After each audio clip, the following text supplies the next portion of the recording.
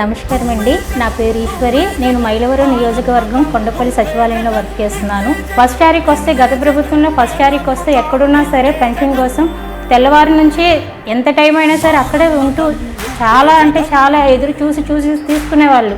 వాళ్ళ పాటలు నేను కళ్ళతో చూశాను. కానీ ఇప్పుడు జగనన్న ప్రభుత్వం వచ్చిన తర్వాత వాళ్ళ ఇళ్ళకి వెళ్ళి మేము పెన్షన్ ఇస్తుంటే వాళ్ళ కళ్ళల్లో ఆనందం చూసాము.